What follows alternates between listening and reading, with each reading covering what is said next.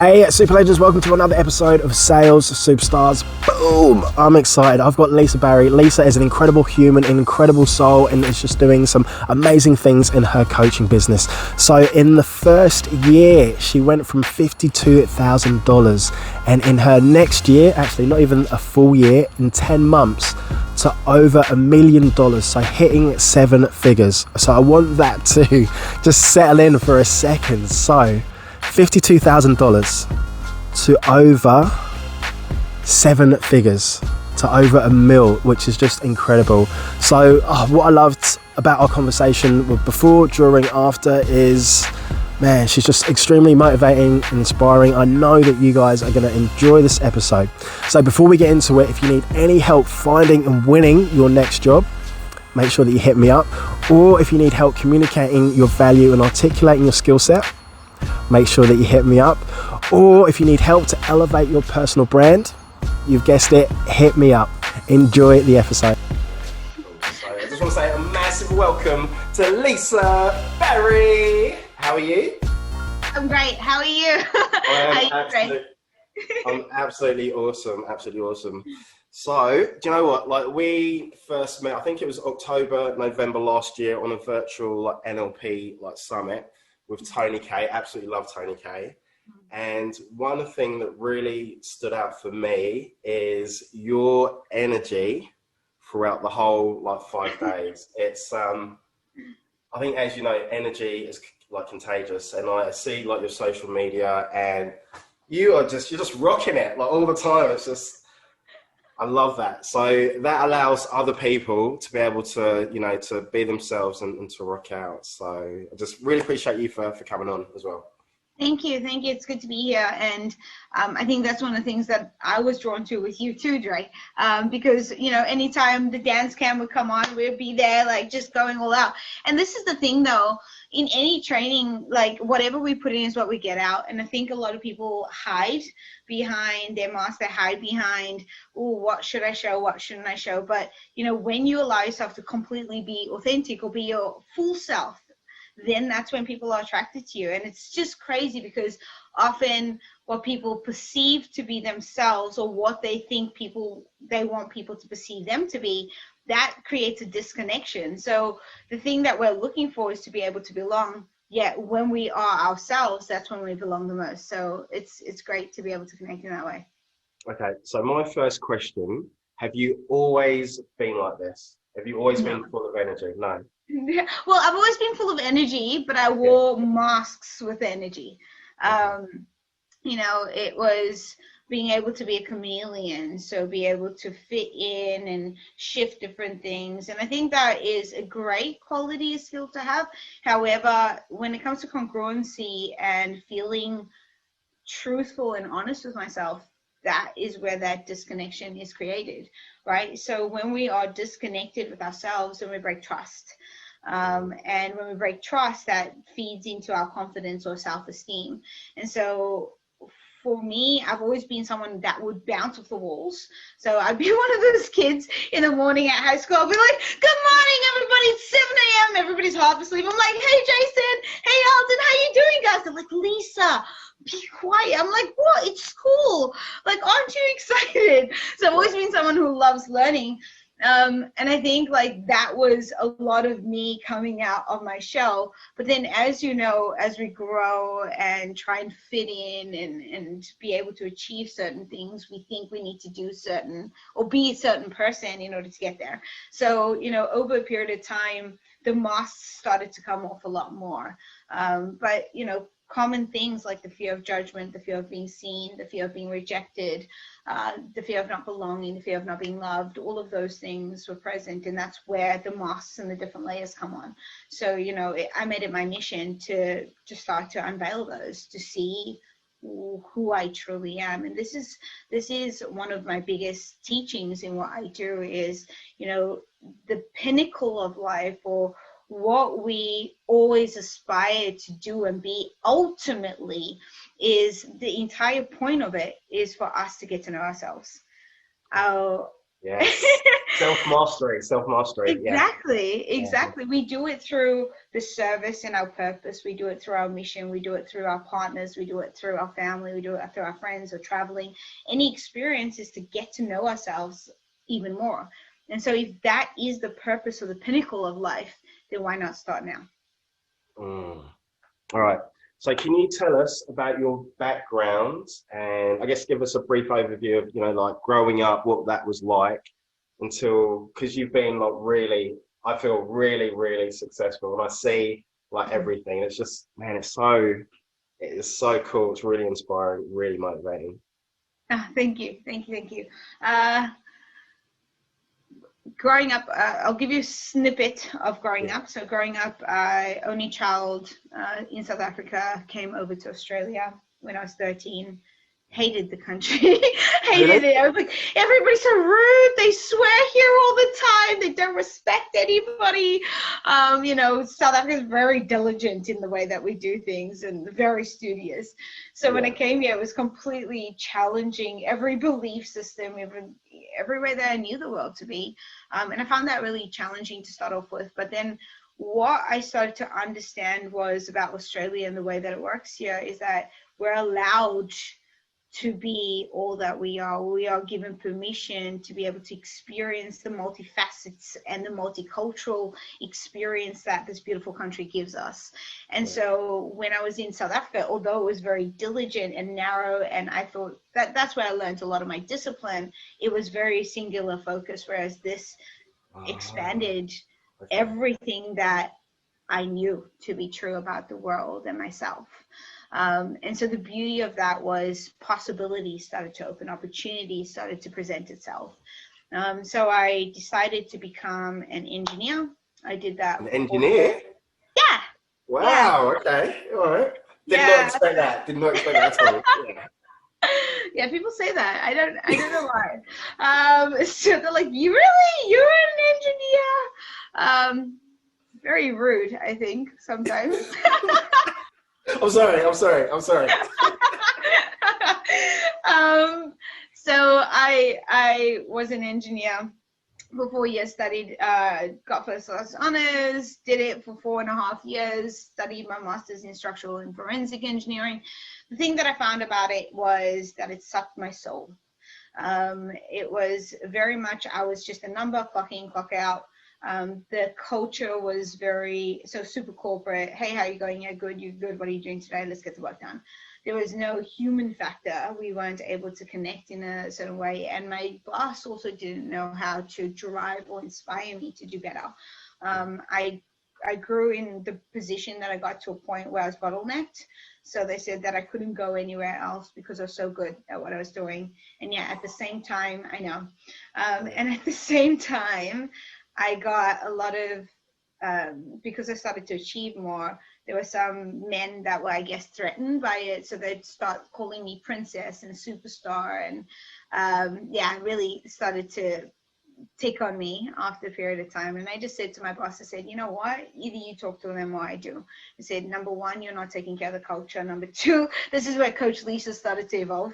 Number two, you're not calibrating where we are as individuals. And I said, if you were in this position right now, what would you do? Would you stay in this bottleneck, or would you go and find something that really serves you and helps you grow? And he said, the latter. And I was like, well, yeah, if that's the honest truth, then why should I stay here? So that's when my mission to find something more purposeful happened. And I used to look at athletes, and I would watch them wake up at like 4 a.m. in the morning and get so inspired to do what they want to do. And I would feel that passion. And I'm sure like anybody who's listening, or, you might have felt this too, Dre. It's like waking up with all this passion inside of you. You're like, get it out of me. But it's like, what is the passion? Like, what is this? How do I channel it? What do I actually do? So were you an athlete? Were you like a runner or something, or no? No. I just used to watch. And I would want to experience that passion in my life, but I just didn't know what it was or how to get there. Yeah. And that's when I went on the personal development journey. And so I made it my mission to find exactly what I was passionate about. And I stumbled across coaching. So that's where I went to a seminar. It was coaching. They coached me in front of like 200 people. I got on stage. It was incredible, and I made the entire room cry, which is amazing. And it was so profound. And that experience led me to know that this is what I want to do. I want to be able to be at the front line and change someone's life and know exactly how I can tap into what I need to transform myself as a human being so that I can inspire others to do the same, so that I can be that person of inspiration, so that they can do it for others. And that's, for me, one of my biggest values is kindness. So how can I inspire kindness movement even more through what I'm doing? And so that's how the coaching journey started. I love that. I've still got so many questions, but I want to take it back a bit and talk about like your parents and your background, because like your environment is, you know, just a big influence. So what were your parents like, and what was that sort of, you know, that influence like? They were awesome. Like my parents are still together. They're amazing. They've always been supportive. So, you know, I had a beautiful upbringing. I never was exposed to any violence or arguments or anything like that. They were very clear. They always challenged me to do the best that I can be. I became a high performer. From a coaching perspective, I know that like I've unlocked a lot of what actually happened, as we do as coaches. So, you know, my dad, I was a high achiever because my dad would always say, this is a different way that you could do it. And I took that as me not being good enough. So when I took that as me not being good enough, that's when the high achiever started to evolve. Were your parents strict, or were they? They gave me an illusion of choice. So it made me feel like they were very smart when they did this. So like, you can choose whatever you want between A, B, and C. And I was like, okay, I'm going to choose A. And so I think that was great, because it always taught me that I could have whatever I wanted, and it helped me believe that. And that's one of the beliefs that I've had since I was young. Whatever I want, I can get. And so I always tried to do that. One of the things that I found interesting as I grew up and learned more was understanding what their limitations were or are. And so when I started to look at, even from a business perspective, well, what are their money beliefs? What are like their caps in terms of what they see as expensive, or earning wise, what do they see as like absolutely amazing for a yearly wage? And when I started to listen to that, because remember, as kids, when we're growing up, we're getting the subconscious beliefs of our parents rather than the conscious, basically every single component of it. So my mission then was like, well, what are my parents' subconscious beliefs, because those are my beliefs right now that I need to shift and change so I can break through any limitations that are there. So, you know, my parents brought me up in a beautiful way. They instilled the right values, kindness, you know, contribution, being able to, you know, really excel in and do whatever it is that I want and challenge the status quo and have a voice. So I always had that upbringing and that really great foundation. The things that I wasn't sure about was, well, what are their limitations? What are their caps? What are their beliefs? And one of the things that my dad used to do was always say to me, he hates public speaking.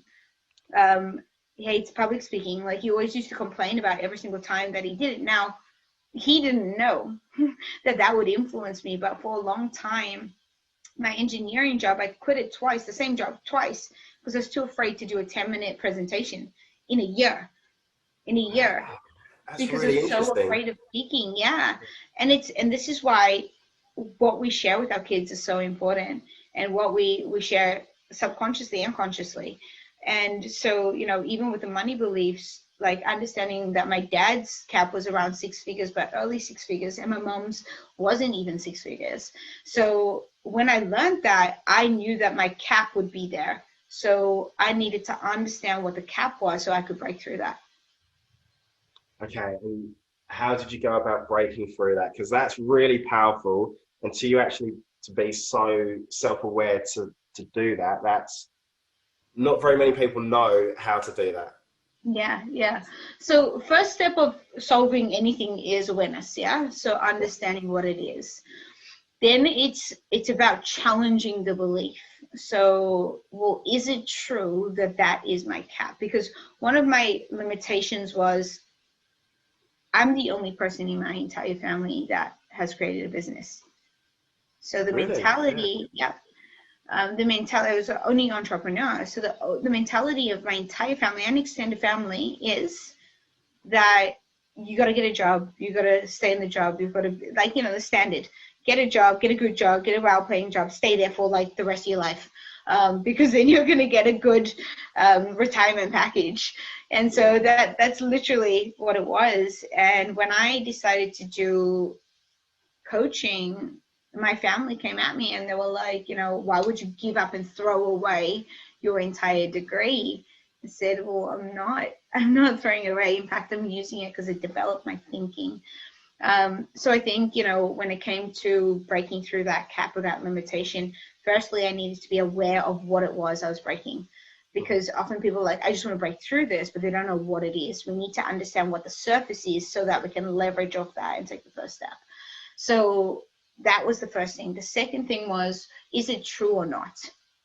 Right? Is it true or not that this is a limitation? And if it was my parents, what do I then choose? Number three, if it's not true and that's not the limitation, because there's other reference points of so many people doing beyond that, then what is true for me? What do I choose to believe? And then generally between those two steps, what happens is there's an emotional charge. So it could be like, I'm not worthy enough, or I'm not good enough, or there's an emotional stimulation between that, which we need to collapse. So that collapsing of that emotional attachment, it's not illogical, it's an emotional attachment, is when we break through and allow ourselves to become limitless in that space. I love that. So I know that there'll be a few coaches. Actually, there's probably going to be a lot of coaches watching this because we know. So I'm sure like half of my Facebook is full of like coaches. So, is there any advice that you'd give to like coaches that are absolutely sort of like struggling? Because I think there's only like 4% that make it to say like 6 figures or something. Yeah. It's my niche. It's exactly what I do. I help coaches literally create their 6 figures in their business. So the first thing is, whenever we're starting out, know that fear is going to be there. Fear is always going to be present. Whether you choose to do it or not, fear is still going to be there, because fear, uncomfort, uncertainty, doubt, all of those things are there as long as you're growing. And one of our biggest values as coaches is that we're ever evolving and growing and learning. So the avoidance of fear is counterproductive, because fear is really there to support us as our guideposts in moving forward. So the first thing is to understand that fear is going to be there. We need to lean into those moments. Wherever resistance goes, that's where we need to flow within, right? So the first acknowledgement is that fear is going to be there. The second thing is, you're not going to believe in yourself fully because you haven't got evidence points of the past. And so what a lot of people do when they make a decision to step up and step into something in their business, or take on a new client, or take on a coach, or whatever it may be, they go, oh, well, reference points from the past shows myself that I haven't followed through, or that I haven't done the best that I can be, or that I failed here, or that my family didn't support me, or I got rejected. So they're using the past to make a decision for the future, and they stay living in the past. And so what they do is, they get into a car, and you imagine this on a highway, they get into a car and they keep looking in the rear view mirror to make a decision. But if we keep looking in the rear view mirror, guess what? Yeah. We're going to crash, right? Yeah, I love that. Yeah, so true. So the importance of using the past is momentary decisions. It's not to look at it for a long period of time. So when I make a decision to move forward into the future, I go, well, what will my future self want me to do right now? If I were to think about 5 years from now, the woman that I am, how would she handle and take on this decision or challenge? And what would she tap into, and what beliefs would she have? Because I know that when we're first starting out, our belief isn't 100%. All you need to do is trust and believe that you will find a way. not the belief in self. And so many people are like, you need to believe in yourself. And you're like, yeah, but the evidence points, right? Confidence doesn't come before the action. Confidence comes after the action. So we acquire it by doing and acting in the space. So when people expect themselves to feel everything that they need to feel right now and go, yeah, I'm feeling empowered, now I'm going to make a decision. They're waiting for that moment of, I feel ready. It's just like, can I swear on this? Yeah. Yeah, it's bullshit. It's just bullshit, right? Because you just keep yourself back in the fear. Right? You keep yourself back in the fear. So you've got to know that all you need to believe when you first start out is believe that you'll find a way and do whatever it takes. Willingness to find a way is all you need. Everything else can be supported by your coach. Everything else can be supported by the systems and the structure. So the first thing is knowing that fear is there. The second thing is believing and having a willingness to find a way. And the third thing is, well, find a system or a program or a coach, like Dre, you're amazing. Like find a coach that tells you exactly the how to. So the certainty that you have to try and figure everything out on your own is taken away. So that all you need to do is act and build the confidence and build the trust, right? So those 3 steps are the main things that I teach everybody on a consistent basis. And when it comes to limiting beliefs, it's the same thing. Like you're going to feel fear. Say, for example, any coach that's watching this, you're now, as a result of that, going, hey, mom, just quick question. What's your caps around money? So, maybe don't approach it that way. Just ease her into it, because she's probably going to be like, what's going on with you? So when you have those conversations, or when you find out what it is, fear will come up. Or when you're wanting to break through it, fear will come up, and know that that's where you need to lean into. And get explorative. Whenever I feel fear, I will sit here and I will go, okay, if I'm feeling overwhelmed, okay, I'm feeling overwhelmed. Why am I feeling overwhelmed? Okay, because I didn't prep enough for whatever the thing is. Okay, I didn't prep enough. That's okay. Maya Angelou says, when you know better, you can do better. So instead of feeling the guilt and the shame around not having done the thing, now you know a different way. Now you can do better. So knowing that, what do I need to support myself with? How can I be kind to myself? What would I tell my clients to do? I'll do all the things that I tell my clients to do, because integrity as a coach is number one. You've got to be integrity. You've got to have integrity. Whatever you're sharing with your clients, you've got to be the person that's doing that too. So the kindness to yourself, the compassion, the empathy needs to be there in combination with the action, the drive, and the volition to do what it takes. And that combination itself is going to take care of so many different things as they come up along your journey. Do you know what? I knew you were amazing, but I didn't know how amazing. Oh, thanks, Ray. So can you tell us a little bit about your coaching program? So do you only coach women, or do you do guys as well?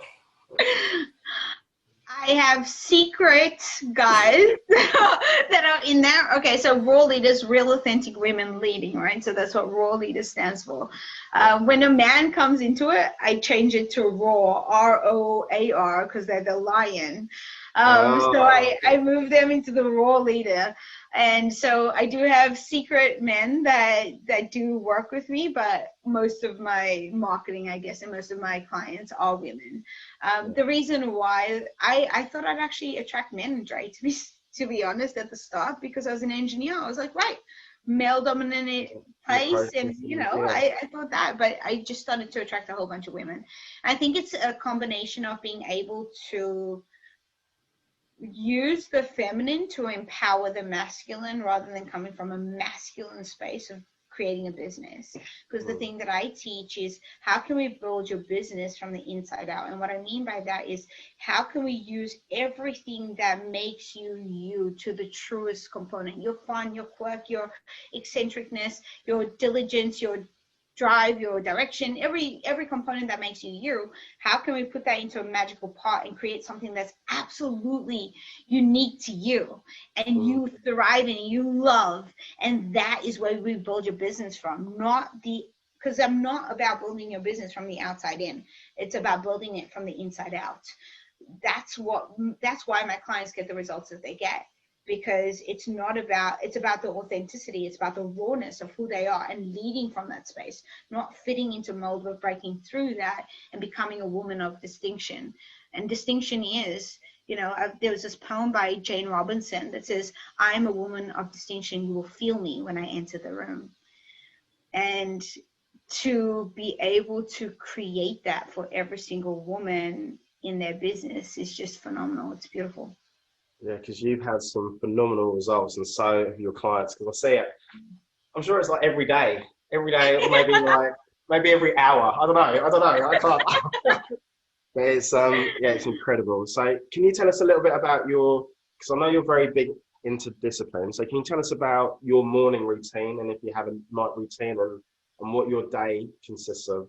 Yeah, awesome. I love this. What time do you get up? What time do you get up? Yeah, so 4:45. 4:45, and then I wake up. I take a photo of myself, a progress photo, because I like seeing the progress of my body and my health happen. And I kind of look at this, and this is also for coaches, guys. When you are brushing your teeth daily, you don't see the impact of it, but you'll see it over a period of time if you didn't brush your teeth daily. So, there's so many things that we do in life that we just go and do, but we don't stop to just acknowledge the progress. So I look at progress as power. And so, if I'm taking daily photos, then it supports me in doing that. So I'll take the progress photo and then I'll go to F45. I love F45. I love it. It's just so fun. And I get to challenge myself. And I get to compete, and I'm really driven by competition, but competition in a way that if I am, and I kind of use it like this sort of metaphor, right? So hand up and hand down. So whoever's above me can support me in moving me up, and because I've leveled up, I'm able to help the next person rise. I love that. I'm stealing that. And that's how we soar, right? That's how we soar. So and I've got this acronym that I use in my mastermind called Strengthening Our Alliance and Results. And that's how we soar. And then through doing that sort of process, helping the next person up and then you helping this person. So, at F45, I see that all the time. It's like my competition is there and I can see their heart monitor and how much calories they're burning. And I'm like, I'll push them so that then I'm pushing myself more. And when I'm pushing myself more, it pushes them. And it's really great. So I do that in the morning, come back, have a cold shower for 5 minutes. After that, cold shower crew, yeah. Yeah. I used to hate it. I used to be a cat in water, in cold water. So now I love it though, because it really stimulates my body and gets my mind in the right space. Because again, it was just a fear. It was just uncomfort. And wherever I feel uncomfort, that's where I go into. That's where I lean into. Okay. And you're in Melbourne, is that right? Yes, I'm in Melbourne. Where they have 4 seasons in one day. So it could be winter and you're still going to have a cold shower. Yeah. Love that. Okay. Yeah, we're in Australia, so the heaters can go on and stuff like that afterwards anyway, so it's great. Then what I do after that is I come downstairs into this office and I write in this journal. It's Daily Greatness Journal. So Daily Greatness Journal.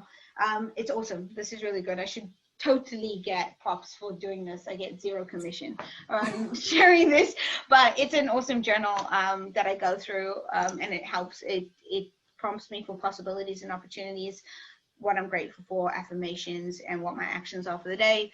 Then that way I've got clarity around that. Then I prep my team. So I've got a team that works for me. So I check in with the team, respond to emails, comments, and then start my day in terms of whether I've got group coaching or whether I've got one-on-ones or the mastermind, whatever it may be. By the end of the day, I will go and do an outside walk because I need to walk my little puppy, and also I believe in being outside and just getting sun, even if it's raining, even if it's cold, whatever. I just need to be outside in the elements and ground myself with nature. And then I will read. So I'll have dinner, I'll read. Depending on how I feel, I might watch something. Or I might go to the beach or go dancing, or depends on the day of the week. And then I am in bed. I read, at the moment I'm currently reading, I don't have it here, it's upstairs, Limitless by Jim Quick, which is... love Jim Quick. Yes, love Jim Quick, yeah. So I haven't read the book, but I've listened to the audio. Yeah, he's awesome. He's awesome. So I'm reading that at the moment, and I'll read that, go to bed, and then start it again. Okay. All right. Tell me, what have been like the biggest books that have had like or the books that have had the most impact on, I guess, on your life? First one that changed my life forever. This is when I had awareness, when I first realized what the world was and brought gratitude and understanding, was The Power of Now by Eckhart Tolle. Oh, okay. Yeah. That really challenged my ego. That took me forever to read that book. So The Power of Now, to really bring presence and gratitude and appreciate what we do have, and take me out of my ego world and move me into my heart space, my soul world. So, you know, I'm a little bit woo-woo. Not like, I don't advertise it, don't share any of it, but there's a little bit of woo-woo in me. So that was one of my biggest books. I went through a lot of vulnerability because I used to be a very masculine woman. And so for me, connecting to my feminine was a huge thing. So I really loved The Way of the Superior Man by David Dieter. I love that book. Really great read. Brené Brown was a huge one for me as well. So pretty much all of her books. The One Thing by Gary Keller was really good in terms of strategy and focusing. Yeah, which it's all about like choosing one thing and focusing on that. So I really love that one. High Performance Habits by Brendon Burchard. Oh my gosh, you're gonna ask me for like 5. I'm just gonna keep going. No, keep going. I love it. I've read that one. I haven't read that one. I've read that one. Need to read that one. Yeah. One of the ones that I'm reading right now as well is by Scott Alford, The Nuclear Effect. So this is really for coaches to scale from 6 to 7 figures. And so it's a really brilliant book in terms of helping coaches in that space as well, because he specifically niches in coaching. And then Limitless by Jim Quick. I have got, what do I have on my bedside table? I always have like 5 different books depending on how I feel. And I know that there's some people like, you have to read a book from start to end. I'm like, no, I read by demand. If I'm feeling emotional, I'm not going to want to read like a strategy on how to create a system in my business. I want to read like Brené Brown and talk about vulnerability and rumbling in courage and being in the arena and like talking about those things, you know. And then there's other times that I want to read a story. So, you know, I base it on demand, what I'm feeling in that moment, but at least I'm progressing with whatever it is and I'm honoring that. So I don't not finish the book. I still finish the book. It's just that I allow myself the variety because I'm stimulated by variety. So I want to be able to choose what I want when I want. All right. So I've thought of a question. So you mentioned that you used to be very much in your masculine. And I've got a lot of like female friends, very successful, you know, go-getters, very driven, and a lot of the time they're in their masculine. Do you have any advice for them to be, I guess, more in their feminine? And yeah. So this is before Raw Leaders. So before I started helping female coaches create 10K months, I was niched in leadership. Before that, I niched in relationship coaching around masculine and feminine.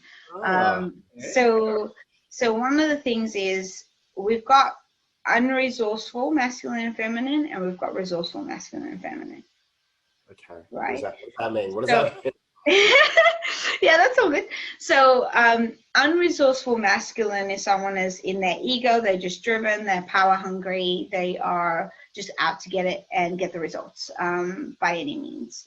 Yeah. So if you think about, you know, territorial lions, you know, kind of going into that space of like, whatever it takes, this is my den, I'm going to mark this territory, I'm going to fight for it, I'm going to do whatever it takes. Yeah. Then we've got unresourceful feminine. So most of the time what happens for masculine women is they're so driven in their masculine that they suppress their feminine over a period of time. What happens is it like squashes in a box to the point where the feminine can't be contained anymore. And so what happens is Pandora's box just explodes, and they've got a full array of emotion, and they don't know why they're so upset. They don't understand what is going on, and just the emotion just implodes or explodes for them.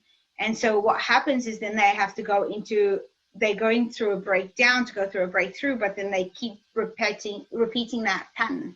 So it's perpetuating over a period of time. It's not healthy because they're in an extreme unresourceful masculine and extreme unresourceful feminine.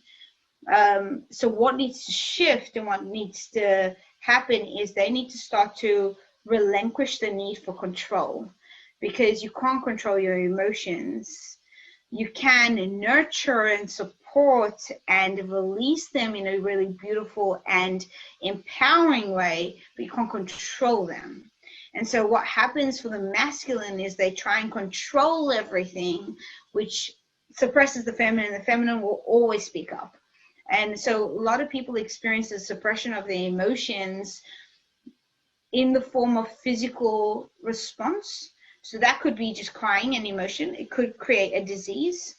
It could create so many different things in your body from that. And people will go like, oh, I just broke my leg, or oh, I just got the flu, or oh, I just got this. Well, it's your body telling you that you need to slow down. So these things happen, and that it's coincidence that it's at the period where it's probably the most inconvenient. It's probably the moment that you're most stressed.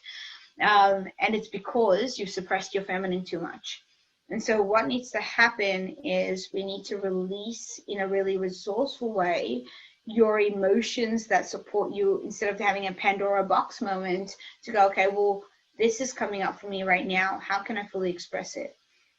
When we go into expression of emotion, often what people believe is that in order to go through a difficult time, they need time. So they go, oh, I'm going through a difficult time. It's going to take me 2 weeks to get over this, or whatever it may be. So one thing I always challenge with the clients that I work with is your concept of time, because time is there to serve a settling of the emotion, which means that if you learn how to settle and integrate the learning or the emotion, then the time concept changes in proportion to that. Boom. Do you know what? I was just thinking, just on a personal level, so there's some stuff that I'm going through, and I love that you just said that. It's I love how the universe works as well. So I love the message of that. Yeah, so it's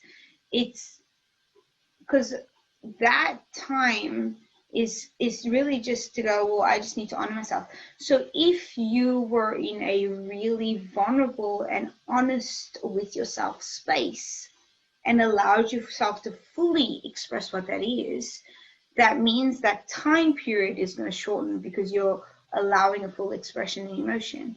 The most successful people are the people that can have not controlled, but limited in a limitless way of expression of emotion. So what I say by limited, like if I'm feeling really crappy, I allow myself, I give myself a time frame, 90 minutes, you got it.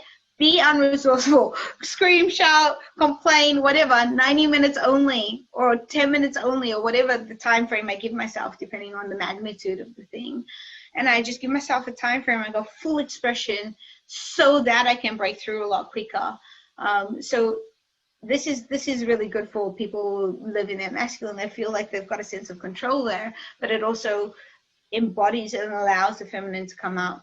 So once we start to access our feminine a lot more, and this is for males and females, once we allow ourselves to access our feminine, that creative emotion, that uncontrollable, loving, connecting force can empower the masculine to drive from this source. Rather than driving from ego, you drive from heart. And instead of going, my mind's telling me this, my heart's telling this, well, they work together now. Do you know, I've got so many questions, but I know, because I'm just conscious of your time, because I know how busy you are. So, right, I'll give 3 more questions.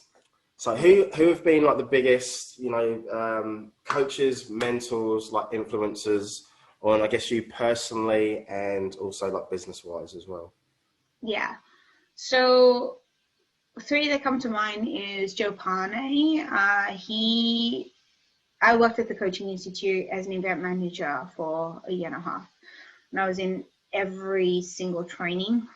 Yeah. Like 3 or 4 times a week I was in a different training, so it was really intense. So I learned quite a bit very fast, and I met a ton of people. So I know coaching in and out, like literally I know coaches' brains, I know how it works, I know what we need to learn and what we need to do. He was someone that he's a good friend of mine now, but I would work with him as his event manager, as he facilitated at the front of the room. So although he didn't really mentor me, just watching how he beautifully handles and artistically invites the room to experience everything that they can, it was beautiful. It was like watching a symphony in one person. So I think he's awesome. He's an amazing man. So he was definitely one of my biggest contributors in watching him and seeing him grow and how he handles that. The second person who influenced, I wouldn't say that she's a motivator. She's not someone who motivates me, so someone I worked with directly. It was a coach that started my journey off. So her belief in me was huge. I'm not going to name her name because it didn't end too well. But, you know, when we first started working together, she really believed in me. And over the period of time, I started earning more than her in her business. And yeah, that challenged her quite a bit. So, you know, it's one of my biggest lessons to work with anybody. There has to be no ego from the coach. You've got to be able to be happy for your client regardless. And I tell my clients, I want you to use my success and go, I'm going to overtake her. Like, I want you to do that. I want you to like drive and be bigger and better. Like that for me is my mission. My number one mission for all my clients is their success. My number one mission for my business is my client's success. Like that's my biggest driver. And I know that's probably one of your questions, so we can go into it a little bit deeper. So, you know, it is absolutely paramount that they achieve what they need to achieve. And so that was a great lesson, but she did, and this is the thing, I'm super grateful for that experience because she did support me in the belief that I needed to truly take off at that time. And then the third one is my coach at the moment, Richmond Din. He's fucking awesome. He is just a powerhouse. Absolutely love him. Love what he does. His like strategic brain. I always tell him, I'm like, Richmond, I love your brain. So we work together. I'm in his mastermind. I also do one-on-one with him, and he's phenomenal. So those are the 3 people that I would say were significant in my life, in what I'm doing. And then I've had lots of different coaches. I've had a ton of different coaches because I'm fully someone who lives like, you know, walks their walk, talks their talk. I think a lot of coaches like, oh, I want a pro bono coach, but I want paying clients. No, you got to pay if you want your clients to pay. So I always act the way that I want my clients to act. So if I invest in a coach, I pay in full.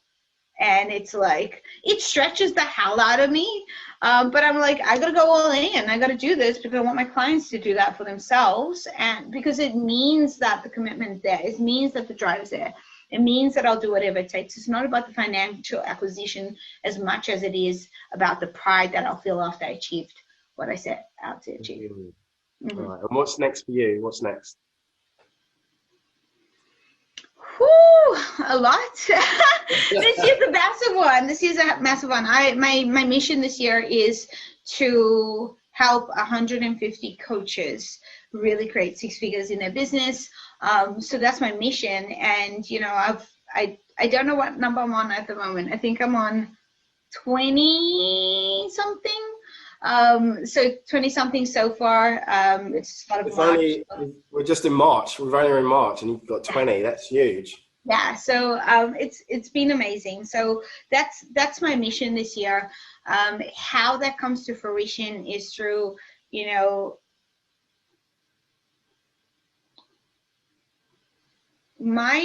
and this comes back to my driver. My driver used to be money.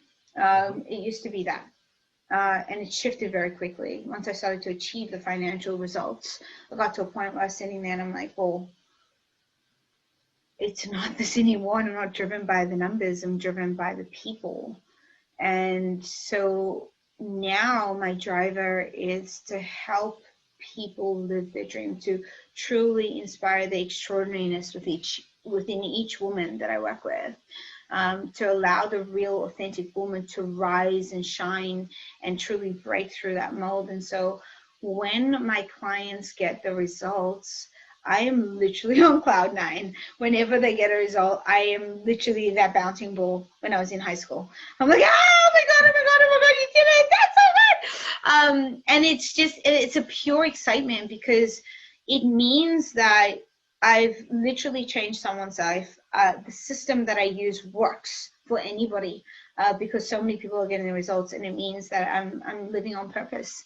I'm helping them and creating that ripple, and they are too. Because whenever I look at inspiring someone, I don't look at that one person. I look at the 100 people behind them that they're going to support and change their lives. So I'm helping one person, but that person is helping 100 people, and those 100 people are helping other 100, and that's how we change the world. And so my mission this year, and what's on for the rest of the year, is to truly expand that vision, to truly allow that to come to life, to bring more people on board, as in team members to world leaders, to bring more clients on board to create those ripples. Because I do want 150 clients. I do want to create that, not from only a financial acquisition point, but more so from a kindness movement, from creating a movement through what it is that I'm doing. Yeah, I just want to sneak one more question in there as well. So, because you said that you were very driven by money, and like you reached your goal. Yeah. So was it a case that you reached your goal and then you were thinking, oh, okay, you know, it's great, I've reached my goal, but I'm not fulfilled? Is that what it was, or was it something else? Or I got to a point where, like, I do a 30K sale, or I do a 30K day, or whatever it may be, and it sounds horrible. Sounds horrible. But I wasn't excited about it anymore. I'd be like, oh, Really? okay, yeah, I did it. It was like buying water. You know, when you buy water, you don't have any like emotion around it, right? Because we've gotten used to it. And this is not me boasting in any way, shape, or form. It's me just going, well, that's not my driver, and that's awesome. Like, I love that money's not the biggest driver. The biggest driver for me. So I know the more money I make, the more people I can help. Right? So the driver's not money. The money is a bonus, and as a result of me doing it. However, the driver is, I want to help more people. I want to take 3 months off. One of my biggest goals is to take 3 months off and go and trek somewhere for 3 months, and have somebody record me and get donations coming in from me doing something absolutely extreme with my body, and then earning a whole bunch of money through that, and going to a hospital and saying, who is on your patient list that needs a life-changing surgery that can't afford it? And I want to donate that money to that person. And I want everybody who's contributed to know about it, but I don't want the person who's receiving to know about it, because I just want to inspire people to say that, you know what, I know that often we raise money and we raise things for people that we do know because we love and care about them. But what if we did that for everybody in the world? What if we were the people that just supported everybody to create their life-changing operations or whatever they needed in their life, and truly inspire that? So my mission through the money that I'm earning is to create kindness movements, and I want to do that through building a school in a third world country and teaching them about business and personal development and the curriculum, to let them know that they're not bound by their circumstances, and that they can rise through that within their means, not without their means. And I think a lot of people rely on that. So I want to elevate the thinking of the world. I want to support people in that space, and so money facilitates that. It's a conduit, being able to do that. And so therefore I would need to grow my business. I don't even pay myself a lot. I pay myself like peanuts for my business. Like everything in my business comes out of my business, goes back into the business, because I'm so driven by helping people create that change and create a kindness movement.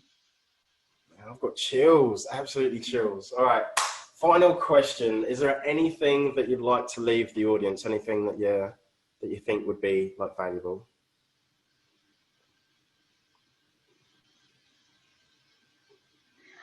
Whatever you do, whatever you do in life, do not ever abandon your dreams. There's so many reasons why you can. There's so many people who tell you that you won't achieve them. And there's so many of that's happening in the world. But you have got what it takes. Or even if you don't feel that right now, you do know people that knows how you can get there to get what it takes. And so instead of abandoning, find a way, because you don't know whose life you're going to change. You don't know the client that's going to get on a call with you and will say, thank you so much. I was feeling suicidal, but because of this call, you have saved my life. And so we don't know the power that we hold unless we allow ourselves to step into the power. We don't know how strong we are until we lift the weight that we can and measure ourselves from that point. And so allow yourself the opportunity to see what you're truly made of. If you're on a health journey, give yourself the opportunity to truly feel what it's like to be healthy. If you're on a coaching journey, give yourself the opportunity to know what it's like to truly run your business. And don't make a decision around what you want to do unless you've completely experienced it. Because otherwise you're making a decision based on things you don't even know. And what would be the point of that? So my thing is just continuously strive to be able to actualize your dream, because there's so many dreamers in this world. There's so many dreamers in this world. And I don't ever want to die being a dreamer. I want to live it. And so you've got the opportunity right now to live it if you choose to. Lisa, thank you very much. That was fire. Love that. Thank you. Thank you, Jay. Awesome. Yeah, absolute gold. Mm-hmm. I appreciate it. Appreciate you. Hey superstars, how cool was that? I told you it was going to be fire. So Lisa, just want to say thank you very much. I appreciate your time, your value, your energy. Just so much absolute gold in there. All right guys, these are my key takeaways. I've had to write them down. Normally I just say them because I can remember them, but there were so many, so I've got about 10 points here. Right, number one is Lisa's energy. So the first time that we met on an NLP training back in October, November, one thing that really stood out was her energy and the way that she played full out. So what I think to myself, if that's the way that she's, playing full out when we're training, just imagine when it's game time and what she's doing for her clients as well. Right, number two was being her authentic self, or for us to be our authentic selves, but actually fully, because we always want to belong to like a group. So if we are fully our authentic selves, then people are going to be naturally drawn to us. All right, number three is, what is holding us back? What is holding us back? What beliefs are we hanging on to? So Lisa mentioned that she had a money story which was brought down from her parents as well. So I want you guys to remember or think, is there anything that might be holding you back as well? All right, number four is, so don't use the past as a reference point. So Lisa gave the example of, like when you're driving and then you're looking in that rear view mirror, and if you keep doing that, then eventually you're gonna crash. So don't keep looking back. All right, number five is trust and believe in yourself, because action comes before confidence. So trust and believe yourself, because action comes before confidence. All right, the next one is number six. So this is what Lisa coaches her clients on. So there's 3 points. So number one was fear. So helping her clients to get over that fear. Number two is having the willingness for them to find a way. So if they need to come up with the money for coaching, or if there's something that is, challenging them. So having the willingness and the determination to get over that. And then the third point was having like a system or a coach to be able to show you how the steps to get you from where you are now to where you want to be. All right. So number seven is a Maya Angelou quote, which I absolutely love. So when you know better, you can do better. When you know better, you can do better. I absolutely love that one. And this is the most important thing. So she said for coaching, this is the most important thing to her, which is integrity. So if you're telling your clients or showing your clients that you should do this and that and this, and you're not doing it yourselves, then you're not being congruent. So I know, because I'm connected to a lot of coaches, there's a lot of coaches out there, so I'm definitely not going to call anybody out, that are not congruent. So they're saying one thing to the clients, but they're not actually doing it themselves, and that is, yeah, that's not cool. All right, the next one is, all right, number 9. So Lisa mentioned that she wasn't fulfilled by money anymore. So she'd do like a 30k deal, or she'd sign, like she'd have a 30k day, and it'd be like, it's just like drinking like a glass of water. But then she found that what really fulfills her is her clients' success. So seeing her clients succeed. All right, last one at number 10 is, this was the last thing that she said, is don't abandon your dreams. Don't abandon your dreams. Make sure that you find a way. All right, guys, I hope you enjoyed the episode. It was one of my favorites. Lisa, you are amazing, truly amazing.